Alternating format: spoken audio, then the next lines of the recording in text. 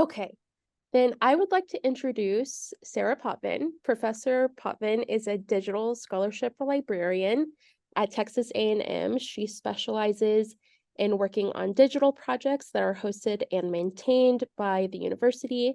Today, she will be discussing DH preservation and sustaining materials. So please join me in welcoming Sarah. Thank you so much for having me. I'm so excited to be here. Um, this Putting this presentation together gave me really an opportunity to sort of relive my digital humanities preservation favorites. And I'm excited to talk to you about this topic. Okay. So Malia, thank you for the introduction. I wanted to start by telling you a little bit about my background and some projects that I have worked on, contributed to give you a sense of where I'm coming from and things that you can ask me about. So I was the digital scholarship librarian until last year, one of the strangest academic realignments in living memory. And now I am one of Amy's colleagues in the Department of English. I started at A&M in 2011. I was first hired as a metadata librarian. And fun fact is when I started here, I had met one Texas A&M professor in my life. It was Amy. She presented on, I think it was the era of Digital Concord. And Amy had presented at a digital humanities consortium at the University of Nebraska at Lincoln, where I did my master's practicum at the Center for Digital Research in the Humanities. Wait, is that right? CDRH, maybe. At the University of Nebraska. So I'm currently a professor in the Department of English, specializing in digital humanities. I co-founded DHN Lib, which is a project that looks at the intersection of digital humanities and libraries, and have done work really in that area of digital humanities and libraries for quite some time. I'm currently working as an executive board member for the Association for Computers and the Humanities. I'm the deputy treasurer. Some of my major projects, which I'll talk a little bit more about, I was a co-investigator on the IMLS sponsored Always Already Computational Collections as Data project. I was a national forum, and I'm currently co-PI on a new IMLS sponsored national forum called Data Speculations. I'm an advisory board member here locally at Texas A&M on the Center of Digital Humanities Research Board, and a contributor to a number of digital humanities projects at Texas A&M. And I will tell you a little bit more about those projects. This will give you a little bit of insight to where I'm coming from, and also hopefully some preservation fodder.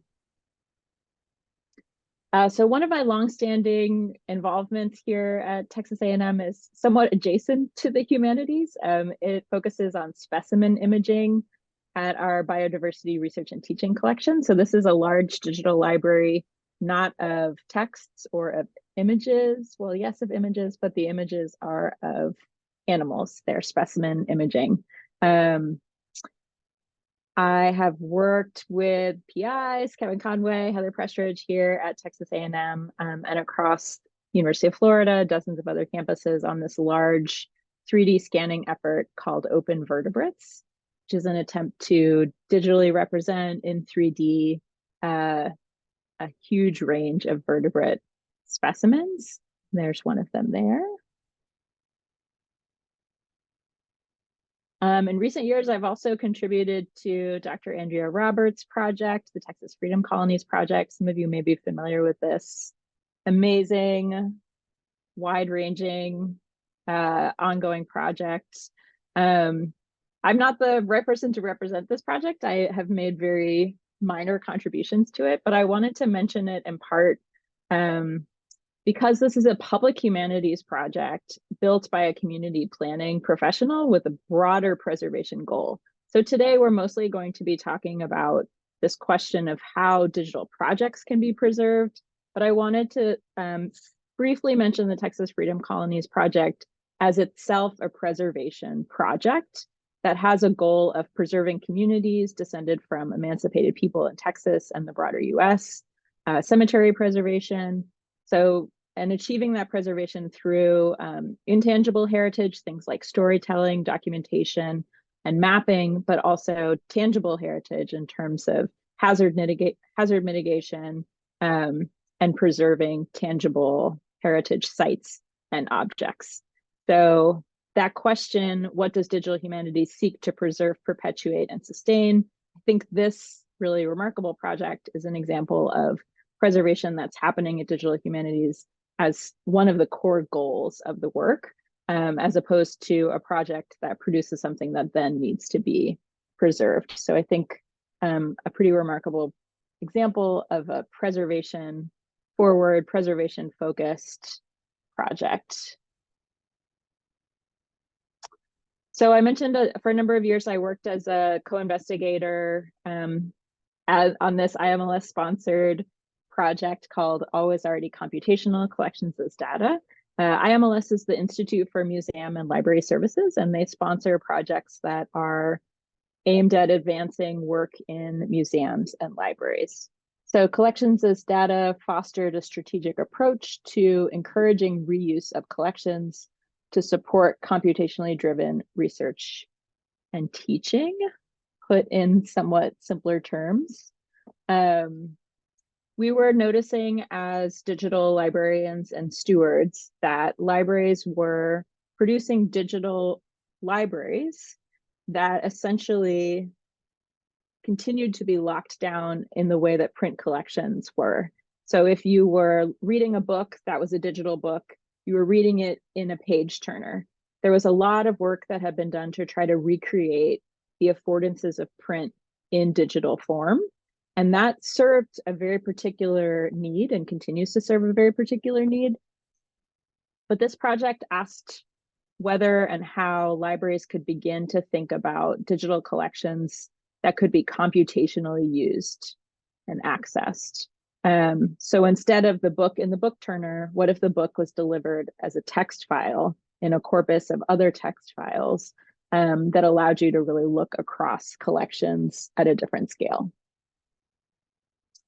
This ended up being a really big project. In addition to the PI, Thomas Padilla, now at the Internet Archive, and co-PI Lori Allen, now at Library of Congress, and the other project team members, Stuart Varner at Penn, Hannah Frost at Stanford, Elizabeth Russi-Roque at Emory. We had dozens of contributors and collaborators who contributed to this project over 2 years, 2 national forums, and more than a dozen conference engagements, a pre-conference at the Digital Humanities Conference. So this ended up being this very big project with a lot of outcomes associated with it.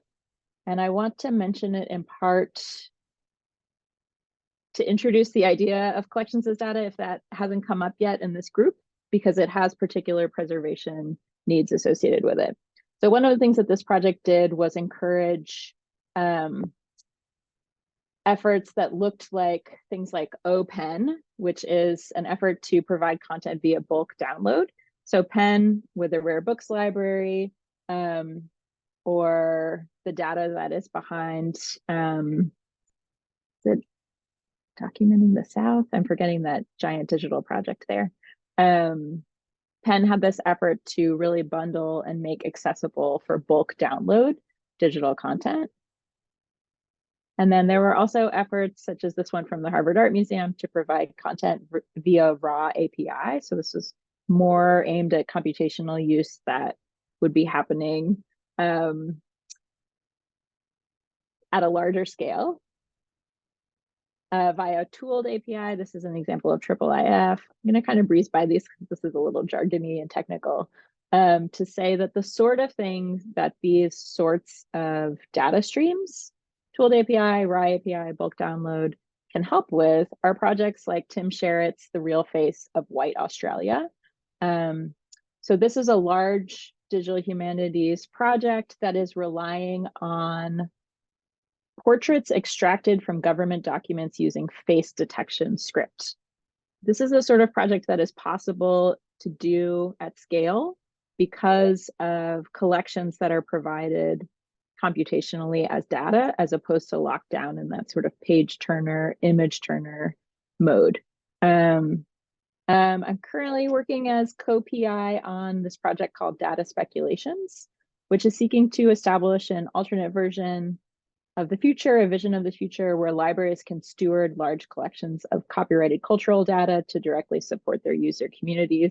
To de-jargon that a little bit for you, if collections as data was aimed at encouraging libraries to provide collections packaged as data, unlocked again from that sort of page turner model, this effort, Data Speculations, is really aiming at the copyright issue that prevents that from happening in a lot of cases in a lot of libraries, and trying to get more of a fair use assessment, a solid assessment by copyright experts that will enable that to happen. And I wanted to mention this in part because this project is potentially a really important partner on this, and we've been meaning to reach out to you. So I wanted to sort of drop this in with a to be continued. Let's talk about this more at some point. And then finally, and this is where I will transition more definitively to talking about preservation and sustainability. I have another project that I've been working on with Dr. Martin Klein from Los Alamos and my colleagues at A&M, Kathy Anderson English and Tina Budsize-Weber in the new Performing Visual and Fine Arts College, which is looking at the problem of reference rot. So this project has been focused particularly on electronic theses and dissertations. But the idea is to look at the way that these scholarly works are pointing out to things on the web, resources that live on the web, that shift and change. So I have a quote here from a Jill Lepore New Yorker article from 2015. Citing a web page as the source for something you know, using a URL as evidence is ubiquitous. Many people find themselves doing it 3 or 4 times before breakfast and 5 times more before lunch. What happens when your evidence vanishes by dinner time? So what we have found in this study and in this project is that students, graduate students who are writing electronic theses and dissertations, they're referencing works on the web, and those works move and they change and they disappear. And there isn't necessarily a strong awareness of reference rot. Reference rot bundles 2 things. So the first is the image you see here. This is a student who has written a 2015 thesis on Tumblr. And the image that you see here, there's nothing here. Whatever you were looking for doesn't currently exist. This is a Tumblr page that tells you this link is rotten. There is nothing here anymore. So the student was writing about a work on the web, referencing something on Tumblr, and that thing has disappeared. This is considered link rot. Reference rot encompasses link rot, which is when the thing you point to is gone, and content drift, which is when the thing that you point to on the web has changed. And as we all know, working on digital projects, things on the web change constantly, all of the time. Either they've changed or they've disappeared. There's very little opportunity for static content on the web that tends to occupy a narrow realm. So here is our disappeared Tumblr page, and here is a disappeared YouTube video. And an example, again, of a student pointing out to a work on YouTube. This is an important aspect of her claim and her thesis, and the YouTube video is gone. So, any questions before we jump in? I feel like I just threw a lot of material at you. I do have a The quick issue question. at hand. Oh, please go ahead. You said link rot and reference rot. What was the other one that you specified? Yes, so reference rot is the big umbrella term, Mhm. and under reference rot is link rot. Right. Link rot is when something on the web disappears. That's when you get your sort of classic 404 error that Got says you. this thing that you were looking for is gone. The Okay. other component of reference rot is called content drift, Got you. and that's when something changes. And there's a big scale, scope, range of how things can change. they can change a little bit, a little tweak, a little adjustment, maybe some cosmetic change, or they can be completely overwritten. So the web page is still there. When you click on the thing, something comes up, you don't get an error message, but it could be, the thing that comes up could be entirely different Thank you. than what was originally referenced. And so can I follow that up with? Yes, so, please. Yeah, if there's no sort of, to use, non-digital language, there's no paper trail for the movement of the thing from point A to point B to point C. There is no tracking. Even somebody with, extraordinarily, tedious, and there are people like that, I'm going to find this no matter if come hell or high water. You're saying that shift is not traceable in any amount of work. Yeah. So in the It's Jill there, but you just Lepore, can't find it. It's there somewhere, but it might be move there to somewhere. Yeah. So there's a lot of work on web archiving where people have used the Internet Archive and the Wayback Machine Yeah. to meticulously capture things. But the Wayback Machine, the Internet Archive, has very uneven coverage of what it's capturing. It is in no way set up to capture the entire web at very regular intervals. So there's some things that are constantly captured and some things that are never captured. The Jill Lepore article in the New Yorker, which is a really good introduction to reference rot and link rot and content drift, opens with an example of a plane crashing and some of the explanations for the crash being quickly overridden on the internet. And that is a place where content drift and link rot have really come into focus. And there's sort of an evidentiary need to establish something, and it's just gone. And one of the big examples that came out that really established link rot as a problem and started to, specifically for references. So link rot is a big, big problem. Reference rot is a big problem. But there is this sort of tiny subset of reference rot being a problem, which is when you cite something on the web and you want it to still be there. So the specific problem of the referent that goes missing. So there was a study done, Larry Lessig, Jonathan Zittrain, and others did a study that showed they looked at Supreme Court decisions that were pointing out to things on the web in their citations and their references, and just a large number of things that Supreme Court decisions, which are establishing important legal doctrines, are pointing out to evidence that is gone. So that was a big source of alarm and started to prompt some intervention specifically on the legal side of concerns about reference rot. I could see that being a major problem. Yeah. Yes. So, you answering that sort of titillated us when you introduced that idea. Yeah. I'm happy to talk more about that. It's not super built into the rest of these slides, but I personally am very interested in link rot, reference rot, web archiving as problems and solutions. And web archiving certainly comes up a lot in questions of digital humanities preservation, especially as sort of a final act of documentation. So I think my final question about that, I don't hold it up, and I'm not a BPIP scholar, so I'm barging in here. So this is different from, and Amy, you might have to help with language, this sort of disappearance of sites over time that just, get nullified for whatever reason, like a lot of work done in, Black DH has that problem of just the disappearing act. The website is gone, it's not maintained. So this is different from that, right? I just want to make sure I understand the difference because it's scary.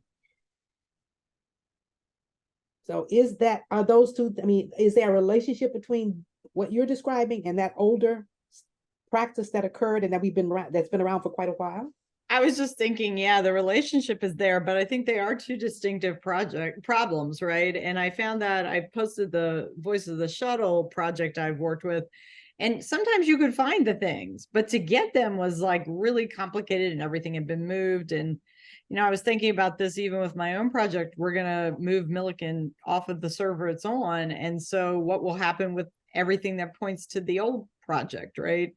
And I think that's why talking to librarians at your institutions and people like Sarah is really helpful as you plan your projects, because so much of what BPIP folks are doing is super important in bringing voices back into the archive, and we don't want them to get lost 10 years from now after all your hard work, even if it's just because you moved it somewhere else.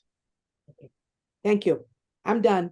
I think they're sort of Venn diagrams in a way. There's a really amazing project that I'd recommend looking at if you haven't seen it before, called Archiving the Black Web, which is attempting to provide, sort of intervene in that problem that I mentioned where the Internet Archive is not archiving everything. There is a bias to what is being archived always. And Archiving the Black Web is an attempt to intervene in that bias and has established really amazing protocols for doing so. So web archiving is this kind of overlap because it's often used as a tool to mitigate against loss. And I think increasingly with programs like Archiving the Black Web, we see more concerted efforts to apply web archiving. But often the people doing the web archiving and the people doing the project creation and maintenance are really different. So it's sort of a preservation effort that doesn't necessarily involve the creators, if that makes sense. Good point.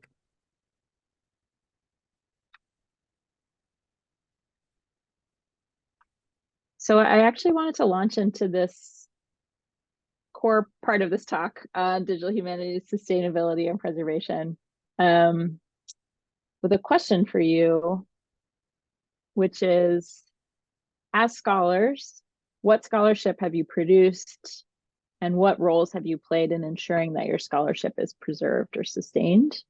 Or are there others who have performed that role for you? So I wanted to ask you, and I'd love to hear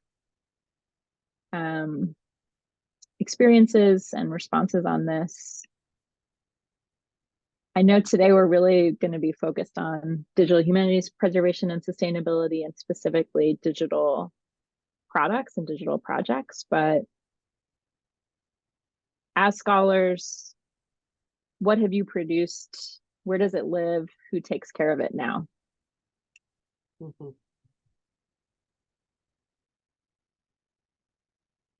I could share a little bit. So my master's thesis at Howard was focused primarily on the African American vernacular tradition. So my first chapter was looking at Tupac Shakur as a important American writer in African American literature, and looking at that in the way it extended. In my second chapter, thinking about how we look at some of the vernacular intellectuals on Black Twitter.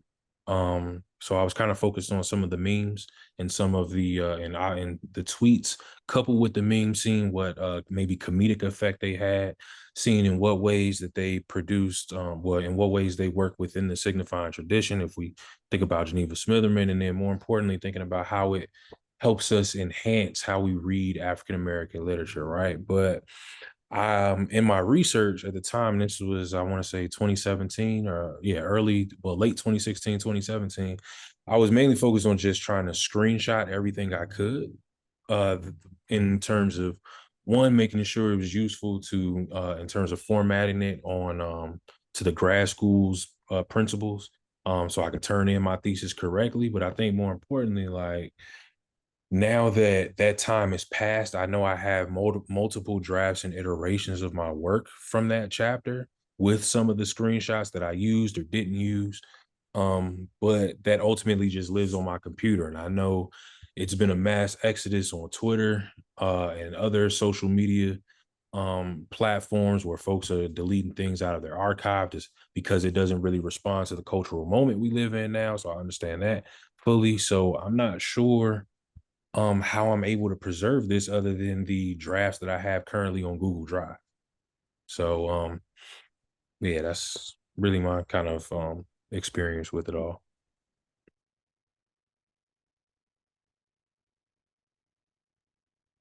So this is Karima, I guess you're not responding to Kier, you're just gathering the data. So for me as a traditional scholar, most of my work is in exactly what you see behind me, actual physical print text. And if the publisher creates that in a digital platform with which many are doing now, then it's housed that way, whether that is on a, for instance, in any of the peer-reviewed academic journals, that's mostly through a university website, whether that's owned by the university or whether that's owned by a scholar in the department and it's their own website. So I actually love that you're asking this question, because after about 30 years in the professoriate, why I'm in this DH cohort, is I created a website to try to have more control over my scholarship, and to try to have a better access to things, and also a better way to translate my work outside of the academy. But of course, the conundrum that I'm encountering now is I've just finally purchased a domain. So that's totally new, but I'm not confident or sure that that domain is it with the right company, if that makes sense. And also, because I'm so new to this process, I purchased the cheapest that I could get as I'm trying to kind of figure all of this out. And so I also, would love insights and recommendations and suggestions about, how far down the rabbit hole we should go with these domains and website, GoDaddy, or mine is Dweebly at the moment, but other providers that might be better for us lay folks who really don't know what we need and kind of need those prefabricated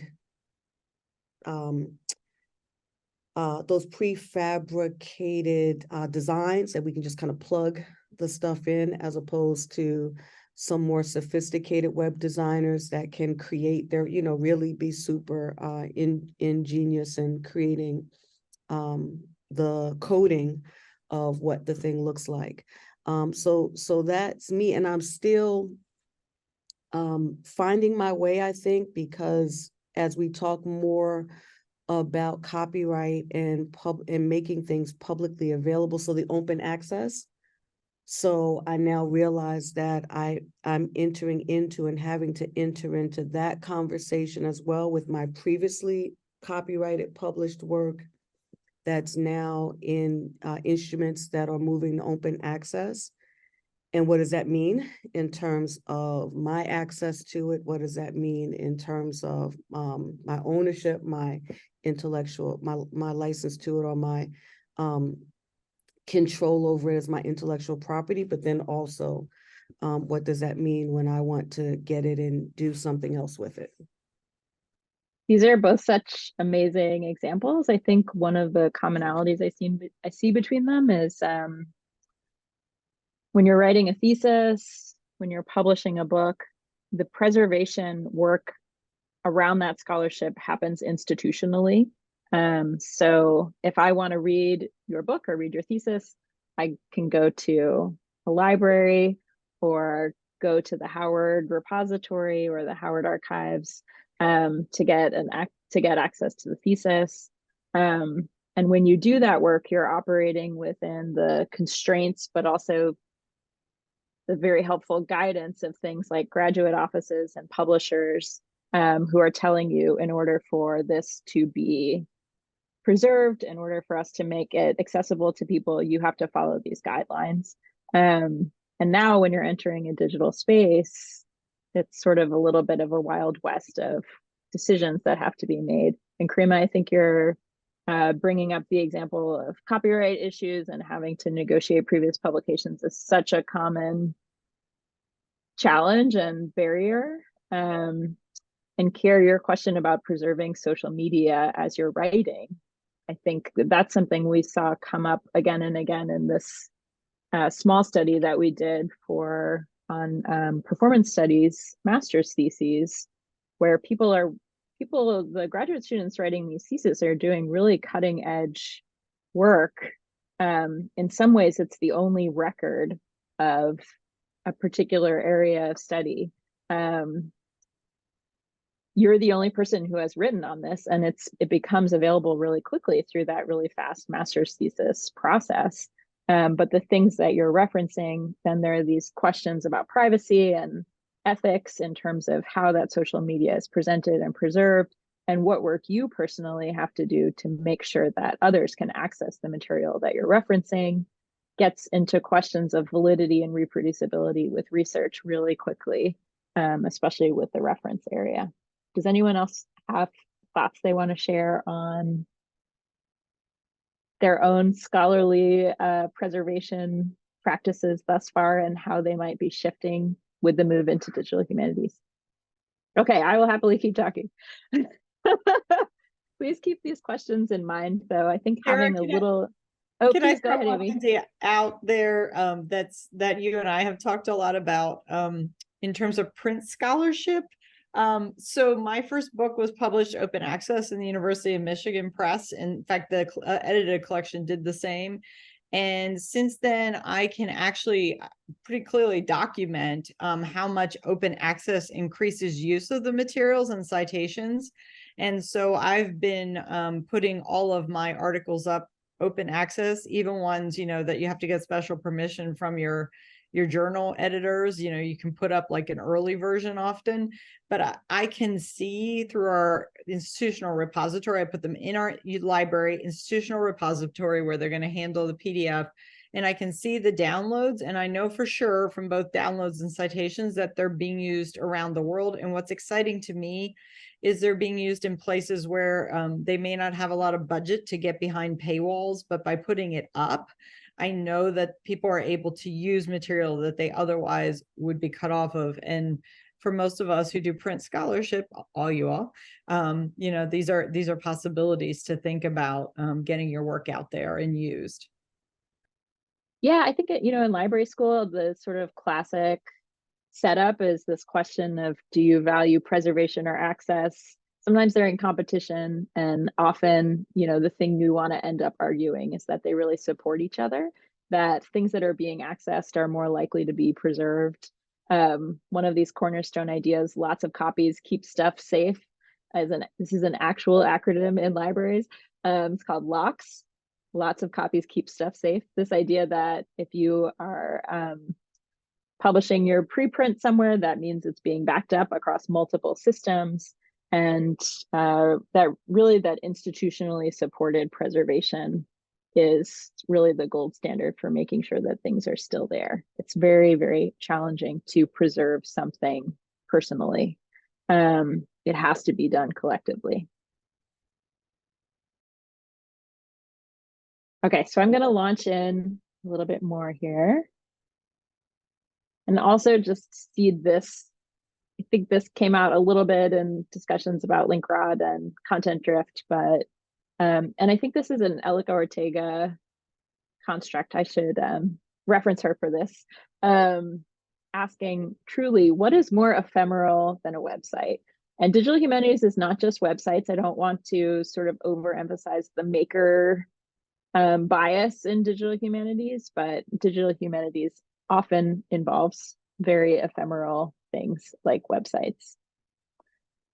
So I wanted to share just at the get-go this example from a very important and early work on digital history, this 2005 volume by Dan Cohen and Roy Rosenzweig. This volume includes a chapter on preservation, and they have this example. There's a project called My History is America's History. This is established as a Millennium Project under Bill Clinton in 1999, so at the turn of the millennium. It has private funding from genealogy companies, internet groups dedicated to genealogy, and NEH funded. You see in this screenshot, which you may notice has the URL of web.archive.org. So that means it's in the Internet Archive. So this isn't a website. This is the Internet Archive snapshot of a website that I have then snapshotted.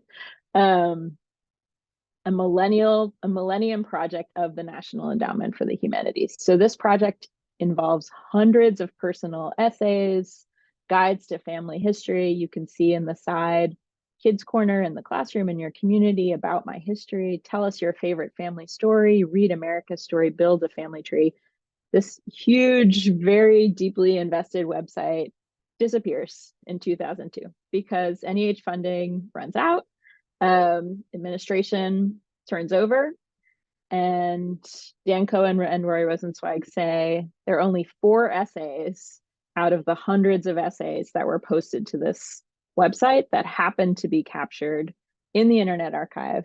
And one of them is this B.B. King essay, a personal essay contributed by B.B. King, but many others were lost. So they present this in their book, and I want to bring it back to us as well. It's just sort of the history of digital humanities and of public digital humanities and of these big invested public digital projects can involve very fast loss and decline and a lack of planning and consideration for what might happen to these objects that are so carefully collected and brought together with so much work and thinking behind them. They can just sort of disappear.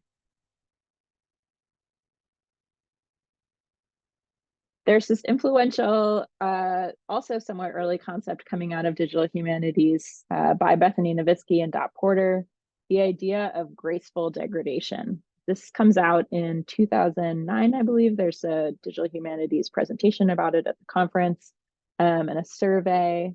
And I want to spend a minute on this quote. So, decline is a pressing issue for digital scholarship because of the tendency of our projects to be open-ended. So unlike a book, where you sort of know that you're done. It goes to the publisher, you sign off on the final proofs. You're not allowed to change it anymore. You can close the book on it, so to speak. A digital project is often open-ended. One could argue that digital projects are by nature in a continual state of transition or decline. I love that statement because it talks about how they're moving towards something, and you might not even know as you're working on the project whether it's in an upward trend or whether it's really starting to decline. What happens when the funding runs out or the original project staff move on or are replaced? So those are major points when projects tend to fail. What happens when intellectual property rests with a collaborator or an institution that does not wish to continue the work? And how individually and as a community do we weather changes in technology, the patterns of academic research, and the vagaries of our sponsoring institutions? So as with the example from Dan Cohen and Rory Rosenzweig, there's a moment where there's a lot of funding and a lot of care and a lot of devotion to keeping something going. And then you see how quickly that can disappear. So this research was starting to try to encourage people to think through these questions in their own research and in the digital projects that they supported and stewarded. This is another 404. I want to talk about just a couple of other sort of smaller ongoing projects and then delve a little bit more deeply into 2 really big recent digital humanities preservation projects to try to give you a sense of sort of the state of the field on preservation and sustainability. So this is a digital humanities abstract. You'll notice that it's captured in the Wayback Machine, back to web archiving, by Luis Meneses, our former colleague at Texas A&M, and Rick Ferruda, where they look at the concept of abandonment of digital humanities projects. And they continued this research, sorry, this is very blurry, in a presentation given recently in Canada on planned obsolescence of online digital humanities projects. And in this presentation, they talk about how a stable document can move to issues with timeout and redirect in the website, to things like error messages, the 404 that I showed. And then they put in the most severe category, the content is wrong. There's a point where web pages can be taken over by other content. And that is sort of the point of no return. So they found in this study, and for this study, they looked at hundreds of digital humanities projects that were referenced in abstracts for the International Digital Humanities Conference. I think the dates were 2006 to 2019. So they looked at the book of abstracts for digital humanities. They extracted all of the web links, the URLs, and they looked at digital humanities projects that were being promoted in this international conference. So you would expect that these are digital humanities projects that are going to be probably especially robust because the people who are behind them are traveling to international conferences to present on them. So they've reached some level of stability and maturity that they would be promoted at this conference. It's not sort of a small project that never intended to go anywhere. So they found, looking at these projects, that the average lifespan was about 6 years. And at that point, links begin to break, images go missing, and other errors begin to creep in. And one of the questions that they ask in this research project, and that they're pursuing and continuing to pursue, is this question of how you can tell whether a digital humanities project has been abandoned or degraded. How can you identify signs of care or signals that sites need to be preserved?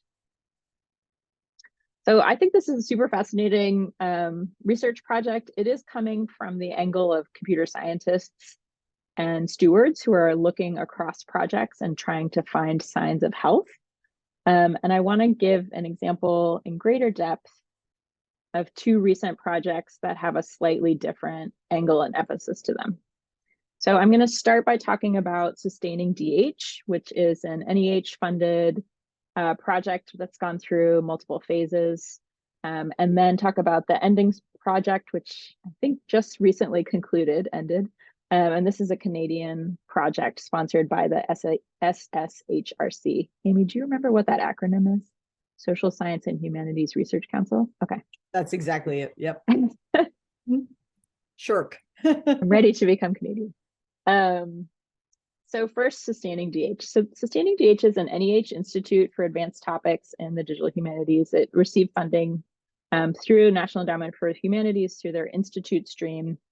And essentially, it put forth a workshop. They held a series of 5 workshops, but also, I think, incredibly generously and lovingly to their community, produced these really well-conceived, beautiful modules. And this was put out by the team from the Visual Media Workshop at the University of Pittsburgh, led by Dr. Allison Langmead. Chelsea Gunn was also a really active participant. They had a whole team behind this.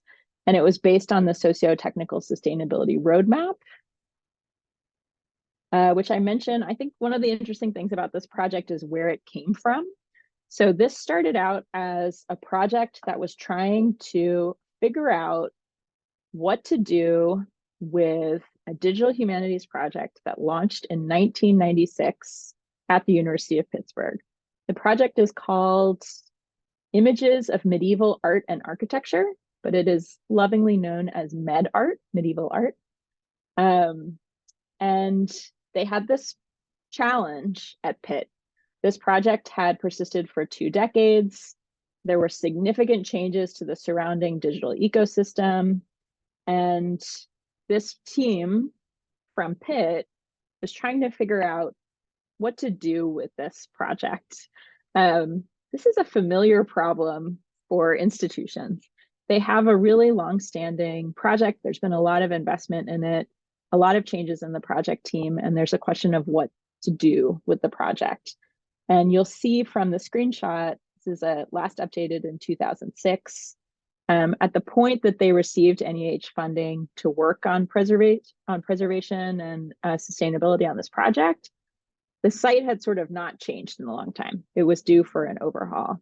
And I wanted to include this screenshot in part because I think in digital humanities with sustainability questions, we often expect novelty.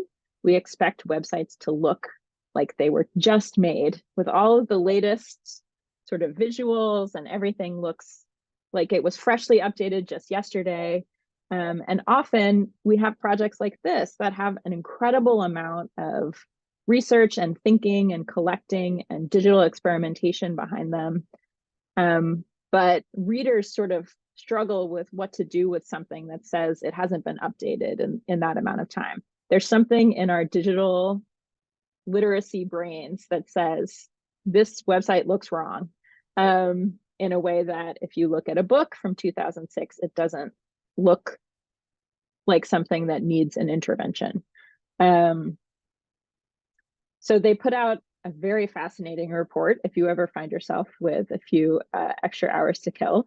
This team, Sustaining MedArt, put together this amazing report on this attempt to figure out how to sustain this project. And out of this project, they developed the socio-technical digital preservation roadmap. And then that became the Sustaining DH Institute. So one of the big underlying theories of Sustaining DH as a project is that when you work on sustainability and digital humanities, you have to address the social as much as you address the technical. So often when we think about preservation of websites, we think about things that need to be updated or switched on or switched off, or web hosting, or things that sort of fall on the technical side. But the social side is incredibly important. And it's not really possible to sustain digital humanities projects without that socio-technical approach that considers both the social and the technical. So I just want to walk you through this project really briefly. And I'll say I wanted to spend time on this, especially because it is set up as a training exercise that you can do yourself. So they ran this as a workshop as an NEH sponsored institute. But as I said, they made all of these materials available online so you can conduct your own assessment of your project. So I wanted to spend a little bit of time to sort of raise some awareness of these resources.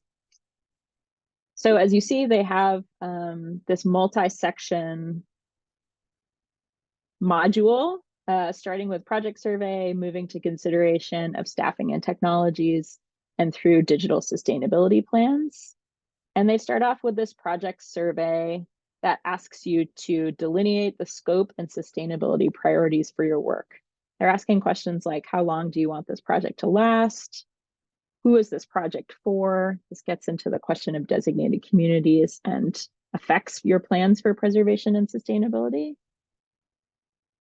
And they ask you to really dig into these questions about your project, and to think about the multiple sites that your project might live on. This is especially important for those of us who work on digital humanities projects that look like they're just websites, but actually there's a lot of other stuff that's happening around them.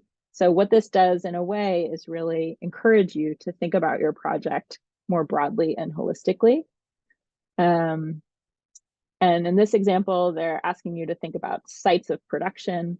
So that might include a website, but also your project code, maybe a related digital exhibition, a data set that's living somewhere else, internal tools, and even things like conference presentations that you have stored in Google Slides.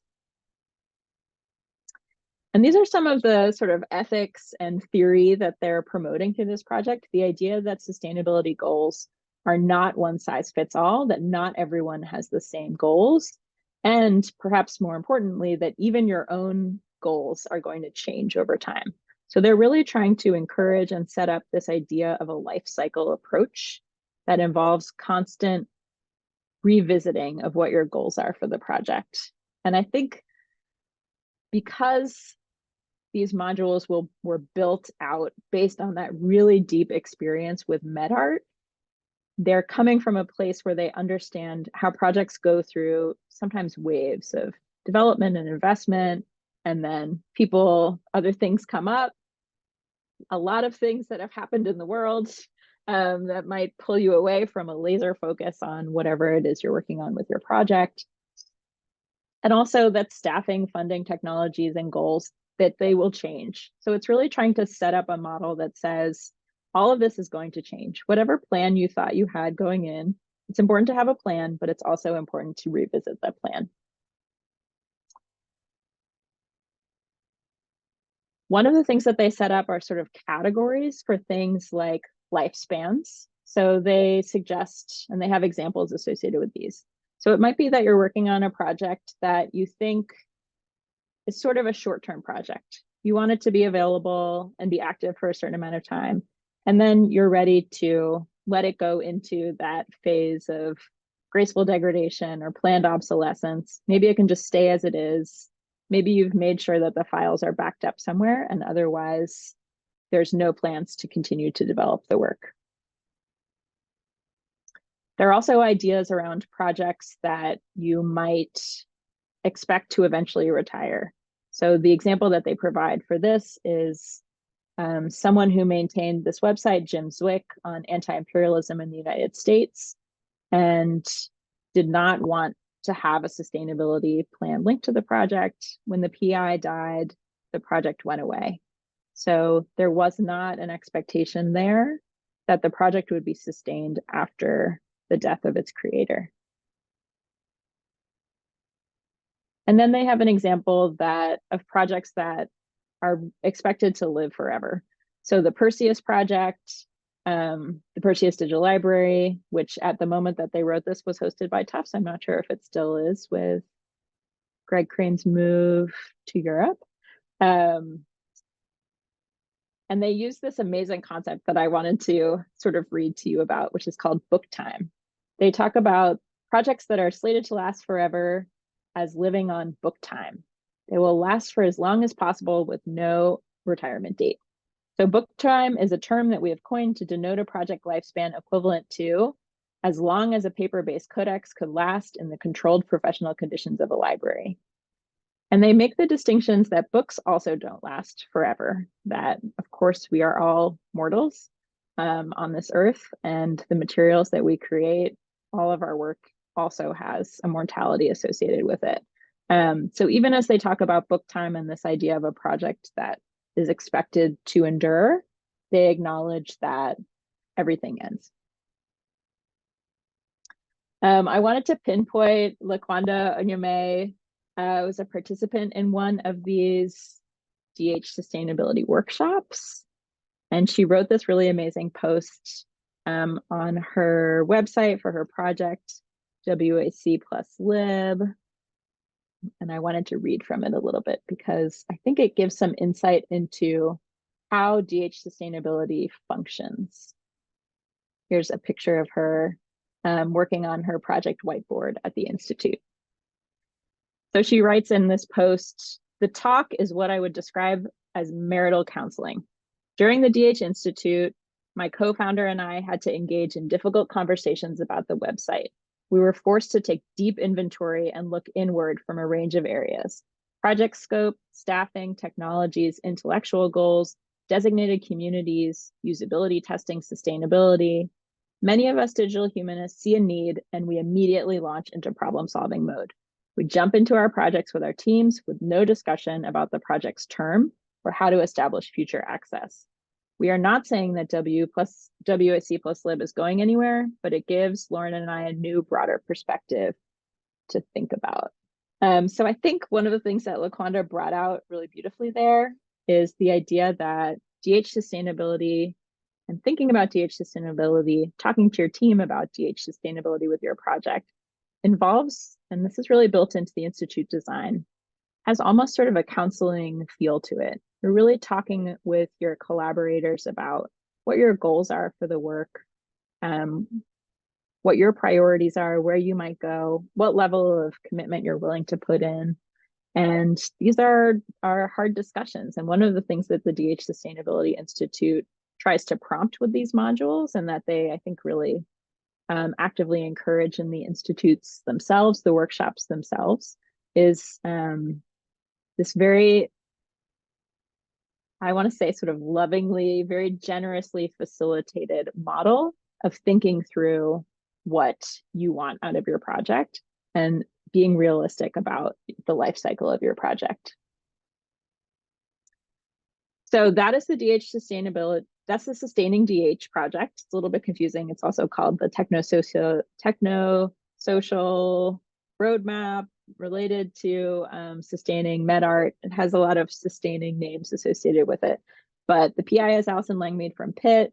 And broadly speaking, that is Sustaining DH, these modules that are aimed at encouraging you as the project director, the project owner, project participant to think through what your goals are for sustainability and to really prompt you to think about your project in terms of a digital life cycle and to recognize that your own maintenance of the project and stewardship of the project is going to be what keeps the project moving forward. And also, I think in a way to give people the opportunity to step away from projects. Because often one thing that happens with digital humanities projects is other things come up and you don't want to let your collaborators down and step away from them. These are really hard conversations to have in collaborative scholarship. So one thing that this project does and that these modules do is really give people an opportunity to talk that through.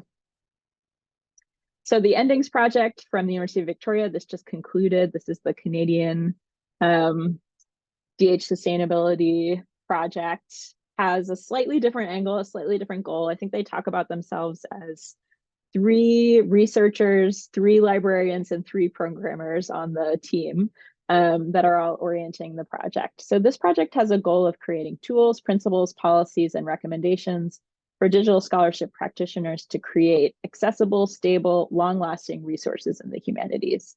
And it seeks to respond to the core question, how do and how should DH projects conclude?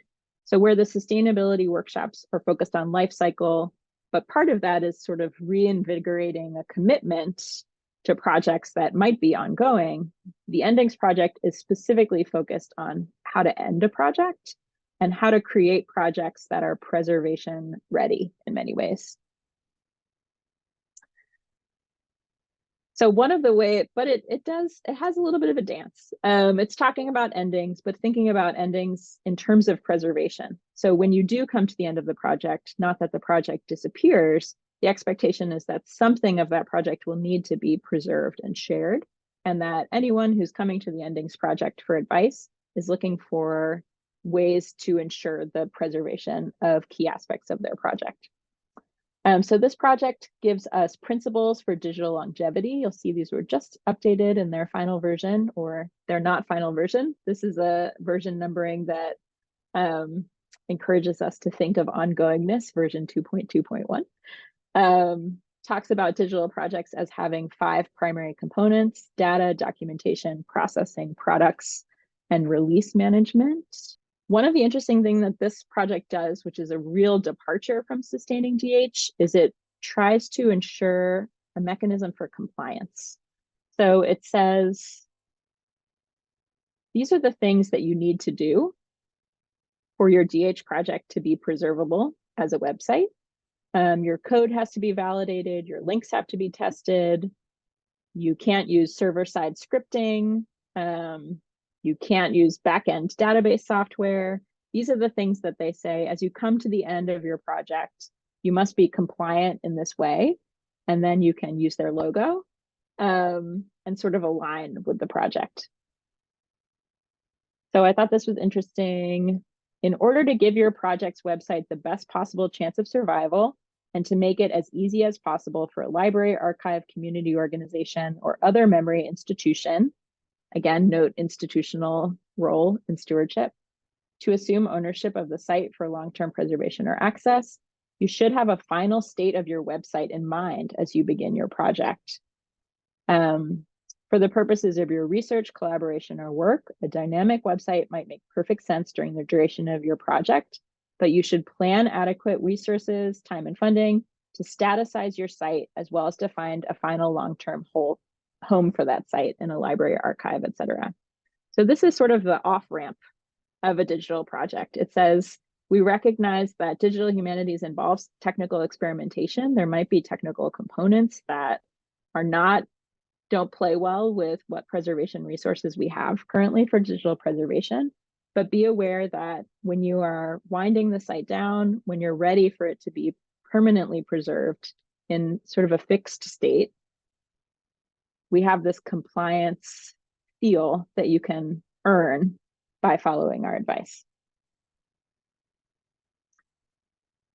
I think it's important that they say half of the work of this project has been focused on knowledge mobilization. So they have publications, presentations, and workshops that they've produced with a goal of sort of getting the word out. I think often with digital humanities efforts like this, including and especially institutes and national forums, there's an idea that we all sort of have to move forward collectively and have a shared understanding of the issues that we're facing. Of course, I think the United States is always sort of an interesting, fascinating problem example, because I think we see with our Canadian and European colleagues these national infrastructures where compliance actually may specifically apply to access to a national infrastructure. And in the United States, we're much more at the whim of whatever our institutional affiliation is, and often whatever resources are available more locally. So we operate in a very different environment here. So one of the things that this project did among their publications was conduct a survey that asked project owners and directors about the endings of their project. And here are some of the things that people brought up as obstacles to long-term preservation. These include lack of expertise in digital preservation, lack of ongoing funding. You see that as the biggest category. So often projects are coming to an end, not necessarily because people are done with them, feel ready to move on, but they've just run out of funding and there's not that much more that they can do without that. Lack of institutional support or technology choices that make preservation difficult. These are things that people encounter as they come to the end of projects. And one of the major publications that this group put out, they did a special issue of Digital Humanities Quarterly. This is available free online. And I think, you know, we always like to look at the theoretical alongside the practical and have this praxis-based approach to things in the digital humanities. And I just found this really fascinating, that this project that is giving you tools. Here are tools that you can use to turn your site into something that can be preserved. Here's a compliance mechanism that you can abide by to make sure that your site is preservation ready. It's also really trying to promote a cultural shift as part of this. So they say, we discuss the necessity of a culture of constraint if we wish to preserve digital humanities projects in the same way that libraries preserve books. And I hate to throw giant blocks of text at you, but I thought this was a particularly nice piece from their introduction to this special issue. Recently, a member of the Humanist Discussion List asked why librarians can't preserve digital projects as they do lists. It seemed like a reasonable request at first glance, but the vast number of bespoke digital humanities projects that would require continual software updates and rewrites in order to keep running quickly would quickly make library preservation an unmanageable task, even with strong documentation created by the projects. So essentially, one of the core arguments that came out of this 5-year Endings project effort was to say, as a community, we need to adopt constraint as an aesthetic and make it part of the stories we tell. So I think in some ways, and Amy, I'd be curious about your take on this as well. It seems like we're also seeing a shift in digital humanities away from an era where technical experimentation was really at the fore, and where bespoke projects, where projects were gaining notice specifically through their technical interventions and bespokeness. And I think we are moving more in the direction of this culture of constraint. Dr. Graham, I'd be interested in your take on this. Actually, I want to hear what everyone has to say. But that was one of my sort of theories as I encountered this article. I like that. And it might be a good jumping off spot. I think we have about 20 minutes left. So I don't know if you want to cover some more ground, Sarah, if you just want us to sort of start asking questions and chatting about this. I don't know, what's better for you? Yeah, I have exactly 2 more slides. So I'm happy to Why don't you deliver 2 more those and get slides? to talk about that. I think, you know, in sum, I really just wanted to bring out this idea that preservation is people. And I love this quote from Trevor Owens, The Theory and Craft of Digital Preservation. nothing has been preserved. There are only things being preserved. So I think there's been a real effort to think of preservation not as an end state, but to really reiterate throughout that it is a process, and not something that can just be final and done. You are preserved. And then most of the images in this presentation are from my favorite Tumblr, The Art of Google Books, which shows corporeality in the Google Books scanning effort. So I don't know if you're familiar with this. I feel like this was a big thing in libraries at some point, but Google Books had this big effort to scan books from major libraries. That's what created the present day Google Books and also the present day HathiTrust. And the way that they tried to do this was for no people to be seen. There were big warehouses set up, people walked in and walked out. And what we saw as the public was these perfectly scanned objects, flat text, OCR, no humans. But it didn't work. And occasionally hands were captured in the process of scanning these Google Books. And there have been various efforts to compile these. I think they're so beautiful and fascinating. They're showing us the people who created Google Books and the labor involved. And these beautiful hands with these little finger covers that are supposed to make it easier to turn the pages. The way that humans are sort of inserted into the machine in these ways for some of these massive digitization efforts. Thank you. Thanks, Sarah. That's an awesome place to stop so we can start talking about all these different pieces in play with the materiality of everyone's projects. Questions, ideas, comments? Yeah, I have a quick question. If I can start, or if folks want to start before me, that's fine. Once again, appreciate your project, Sarah. Thank you. I think you gave me a little bit of clarity in terms of not only how to preserve, but how to kind of showcase some of this work, and especially in dealing with citation. My project that I'm thinking about for this cohort is specifically involving protest photography, specifically by Gordon Parks and Devin Allen. And one of the things I've been kind of concerned with is, in my initial iteration of this project, it started off as just a photo essay that I was giving as a presentation, but I wanted to see how far I could take it in terms of digital humanity. So one of the things I'm thinking about primarily is showcasing this as an exhibition, or showcasing some of the protest photography as an exhibition on Scalar. I was intrigued by the idea in terms of how I saw Black Quotidian work, and then some of the other stuff that I saw Amy put in the chat and referencing archiving the Black web, and a number of other projects dealing with Black archiving and recovery. And so I was really wondering, how did you get? You had a project specifically about using some public imagery. I was thinking about, how did you get the permissions granted for those photos that you used? And I'm specifically thinking about this in terms of copywriting for instance, the Gordon Parks Foundation. I know I can just cite it very easily, and a lot of his images are either being propagated on social media or even just Google Images. And I was wondering, rather than just straight take from the internet and then just give the citation, how can I get permissions granted from obviously these foundations that showcase some of this incredible photography? That's such an important thing to do. I think that approaching the Gordon Parks Foundation early is really going to be important.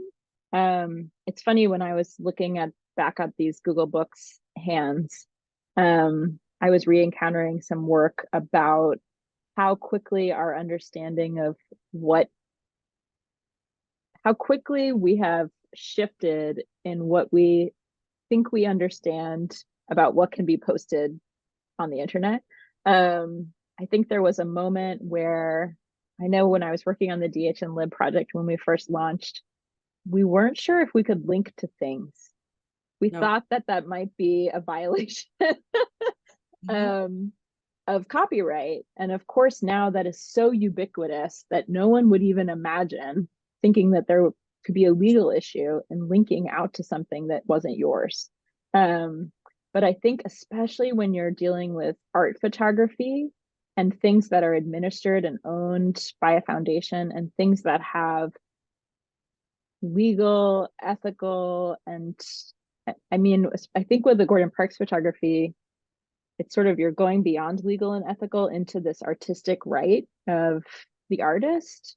I think approaching the foundation early will be really important because that I think sort of wouldn't say it makes or breaks, but the possibilities of what you can do with your project will be determined by what rights you have to those images. And some foundations are really unwilling to grant permission and others are very open. I'm not sure what the particulars of this foundation will be. And if you can't access those, if you can't use those photographs, because I think when you're working on a digital humanities project, you do need permission. Even though you see these photographs on social media and it seems like, well, these are just circulating, these are publicly owned images. If they are administered by a foundation and owned by Gordon Parks, his artistic license applies there. Once you know whether or not you can use them, that will determine the scope of your project. And that also applies to the books, the art books that you've purchased for your own personal consumption, correct? Do you mean like, can you digitize things from books that you own? Yeah. Yeah, there's that separation in copyright between owning reproductive right to the image and owning a physical copy of it. Yeah. All right, got you. Thank you. Yeah, copyright is so important for everything that we do, both in the, yes, sorry, go ahead. Please. Yeah, I just wanted to point out that we have in our digital publishing cohort a relationship with Illinois iOpen, which is associated with University of Illinois, it's the digital publishing University of Illinois Press. And they are very, very strict guidelines for getting permission if you're going to publish a digital article, because it is the end of that cohort. That cohort's product or products are a digitally published or available article through Illinois iOpen, and they are very, very strict. And even though we're doing things that are very ubiquitous, as you point out, they step way, way back if you are going toward the publishing end. And so you would have to get permission from, and of course, I know the Gordon Parks Foundation, so I can tell you, Kira, that was a rough one for sure, but you have to get permission and it doesn't go through the review unless the permission is there. So the reviewers will reject it for publication because Illinois iOpen cannot publish it without that permission. So they've gotten, so we want people to know that when they start the process, and you go through the process in that cohort and you see what the problems are. And this is the biggest sort of sticking point in the process for people. It's like, I didn't know I had to do that, but you do. And we guide you through it, but reviewers will also take note of that. So thank you for pointing that out. While you all are thinking, I'll just have to say, this is exactly relevant to the HBW corpus. Absolutely relevant in every single way.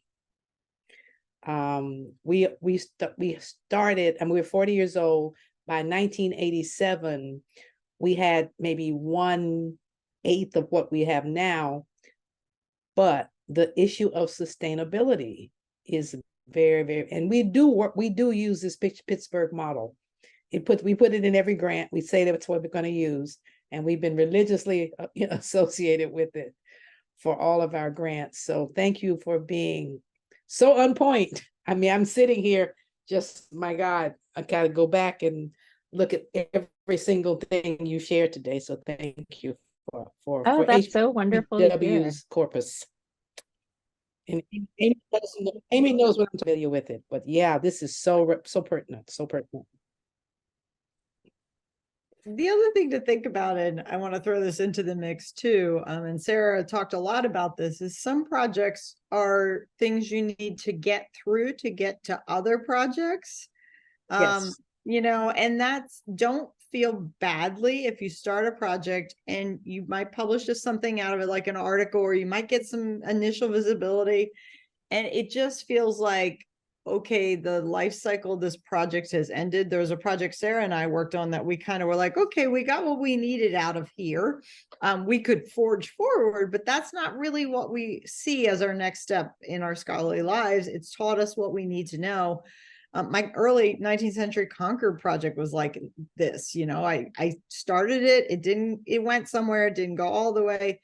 It's not like the HBW project, which has this very long history and will continue forward and has a plan to live for a very long time. So I guess what I just want to say is, like, if you're really freaked out by all this preservation talk, remember some of us do projects too that we don't expect to move more than 6 years. Like 6 years seems plenty for the project. So don't feel like you're locked into like a 50-year life cycle here that you have to figure out. Do what you got to do and see how far it takes you, and then you can make those decisions. I've also worked on projects that I hand over to other people, which can be a really satisfying thing, that you feel like you could be at this moment in your professional life where you're really devoted to this project and growing it and sustaining it. And then as you reach the end of that, being able to have a sustainability plan that and succession planning so that someone else coming into that project with energy can take it on, instead of it being something that you sort of putter along and try to keep from disappearing. Yes, Well- but absolutely. I think some of what the Sustaining GH project is doing is really giving permission for people to say, I don't want to do this forever. Yeah.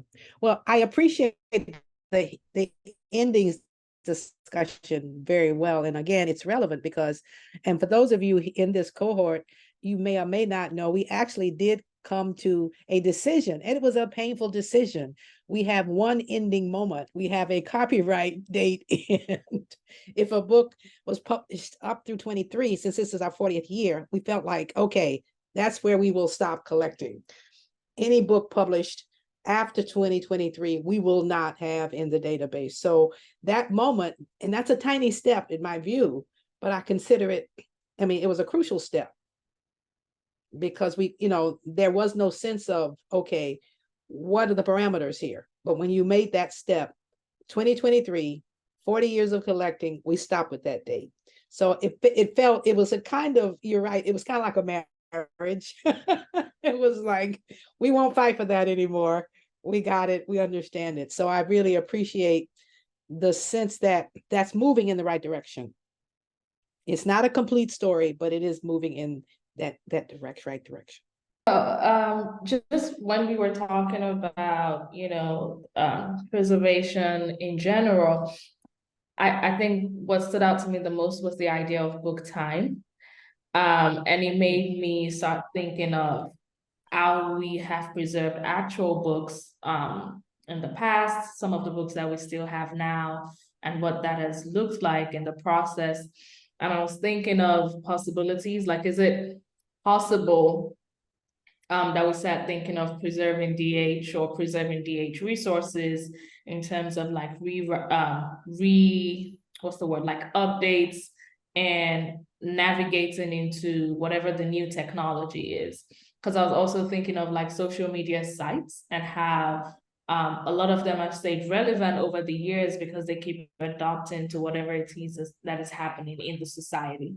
So that, and then I also thought about how most of the work sometimes overlap, and it's I think some of them eventually die out because there might be a number of people working around the same thing at the same time, and only one voice sometimes gets to be preserved. And if there was a way to think of having collections of works that focus on the same things in order to preserve all of the work that people have done in that space. I'm having sort of a mental block. I'm trying to think of what efforts have set out to do things like web archive, crawl, digital humanities sites. I feel like there was one recently, but I don't remember what it was called or what its current status is. Yeah, I think your point about continued relevance, I sort of want to chew on that because I think that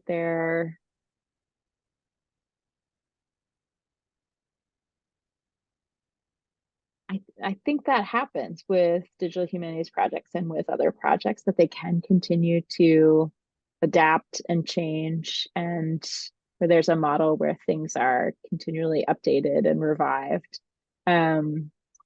If there are resources to do that, and if the people, the collaborators working behind it have that drive and that energy and that desire to do that, I think it gets back to some of the challenges of talking about digital humanities at scale across these projects that are so different. Like comparing like HBW, which is such a long-standing, well-developed, so many collaborators, so many contributors, such an amazing corpus behind that and collections behind that, to something that might be a little bit more experimental and not operating on that book time model. That might just be something that we used to talk about this. I don't know whether this is still happening in digital humanities, but we used to talk about that in terms of process over product, that maybe you were doing something to learn something and then setting it aside, and thus had fewer obligations to a sense that you needed to steward and maintain it. I just wanted to jump in with a really simple thing that we can all do in terms of preservation. One of the things I encourage people is, if you're looking at a really cool site, you found some site that you're like, wow, this is awesome. Just use the Wayback Machine as a tool to preserve as much of it as you can, because it's real uneven what the Wayback Machine will preserve. So like we did a special AQ issue where we sort of overviewed a number of DH projects, and before we published it, we went and just used the Wayback Machine to archive it. It's like a really simple thing to do, but especially for those of us in Black Studies, it's a way to at least try to capture stuff that we know could easily be lost. So I encourage you to do that just as you're working through fund reading even, right? Amy, thank you. Yes, anyone can use the Wayback Machine. Just you can go and put a URL in there and it will take a snapshot. So there's I feel like I talked about some like very heavyweight institutionalized preservation approaches, which depend on a lot of access factors. The Wayback Machine continues to be the web archiving tool that we use. And it is free and open, and you can put a site in there and it will take a snapshot of it. So that is definitely a good place to start, end, and everything in between. Thank you. We are right at time. So we're going to end it here. Sorry, excuse me. Thank you everyone so much for coming, and thank you, Sarah, for that excellent presentation. As usual, you all will get a follow-up email with the recording, any links from the chat, and upcoming important dates. So I will see you all hopefully at the conference in October. So I hope you have a good weekend.